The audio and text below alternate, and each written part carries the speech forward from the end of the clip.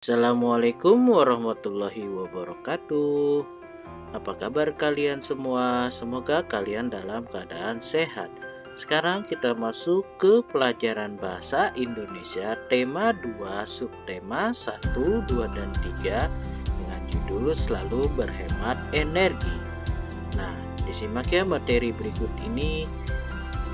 Kalian akan mempelajari apa di sini? Yaitu kalian tujuan pembelajarannya yaitu membandingkan teks petunjuk penggunaan dua alat yang sama dan berbeda. Lalu kalian nanti dapat menyajikan petunjuk penggunaan alat dalam bentuk teks tulis dan visual menggunakan kosakata baku dan kalimat efektif. Kita masuk ke laporan. Apa sih yang dimaksud dengan laporan? Laporan adalah dokumen yang berisi paparan peristiwa atau kegiatan yang telah dilakukan oleh seseorang atau kelompok orang atas tanggung jawab yang dibebankan kepadanya. Ciri-ciri laporan itu apa? Yaitu ditulis dalam bahasa yang baik dan jelas serta tidak menimbulkan salah pengertian bagi pembacanya. Lalu yang kedua apa? Disertai fakta-fakta yang akurat dan meyakinkan. Yang ketiga, disajikan dengan lengkap. Yang keempat, menarik dan enak dibaca. Selanjutnya yaitu laporan dapat diartikan sebagai dokumen yang berisi yang telah dilakukan oleh seseorang kelompok. Nah, kita sudah bahas isi laporan mencakup apa aja, yaitu hal-hal penting dari kegiatan yang diamati. Nah, ciri-ciri laporan tadi sudah kita bahas. Selanjutnya mengolah informasi dalam bentuk peta pikiran. Mengolah informasi adalah mengolah sumber kata berupa gambar atau teks menjadi sebuah informasi yang lebih jelas. Salah satu cara mengolah informasi adalah dengan membuat peta pikiran. Perhatikan sekarang, kita membuat peta pikiran. Di sini ada minyak bumi, termasuk sumber daya alam yang terkandung di dalam perut bumi. Diperoleh melalui proses penambangan. Persediaannya sangat terbatas, lalu harus digunakan secara hemat dan tepat. Selanjutnya, peta pikiran selanjutnya yaitu sebelum minyak bumi dimanfaatkan sebagai bahan bakar, minyak bumi diolah menjadi bensin, solar, dan minyak. Sisa hasil pengolahan minyak bumi berupa parafin, plastik, dan aspal. Sekarang kita buat peta pikirannya. Tadi apa? Yaitu minyak. Lalu apa yang dibicarakan? Asal minyak bumi. Lalu cara memperoleh minyak bumi. Lalu hasil olahan minyak bumi. Menjadi apa hasil olahannya? Yaitu aspal, plastik, parafin, dan bahan pikiran. Kita sudah membuat peta pikiran.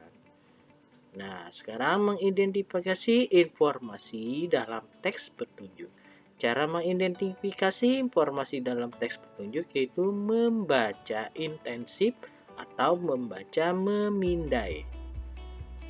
Nah, sekarang kita menceritakan informasi berdasarkan gambar yang diamati, yaitu di samping yaitu informasi dapat diperoleh dari gambar.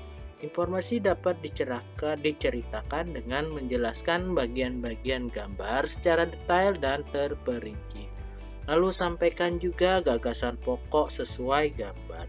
Ingat ya, kita sudah belajar tentang gagasan pokok dan gagasan pendukung di tema 1. Nah, kita lanjut bagaimana sih teks petunjuk itu, yaitu isi. Pasti isinya yaitu arahan untuk melakukan sesuatu.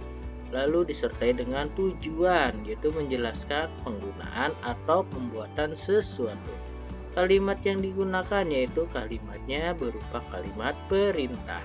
Hal-hal yang perlu diperhatikan dalam membuat teks petunjuk. Yang pertama, cara atau petunjuk disajikan secara berurutan. Yang kedua, bahasa yang digunakan jelas dan mudah dipahami. Lalu bagaimana sih membuat poster hemat energi? Sebelumnya kalian telah mengenal teks petunjuk. Teks petunjuk dapat disajikan dalam bentuk poster. Poster apa sih? Yaitu karya seni berisi gambar dan kalimat ajakan di atas kertas berukuran besar yang digantung atau ditempel. Biasanya poster menggunakan kata-kata singkat, padat, jelas, dan menarik. Berikut langkah-langkah membuat poster yang menarik. Poster sebaiknya berwarna cerah karena akan menarik perhatian orang untuk membacanya. Lalu yang kedua, gambar atau tulisan dibuat sesuai dengan tema dan ukuran poster. Yang ketiga, tulisan dibuat dengan kalimat efektif, singkat, dan jelas. Nah, sekarang kita mengkampanyekan isi poster. Poster dapat disampaikan kepada orang-orang di sekitar atau disebut dengan kampanye. Cara menyampaikan isi poster bagaimana? Yaitu pahami isi poster dengan baik. Lalu bicarakan isi poster dengan jelas dan efektif.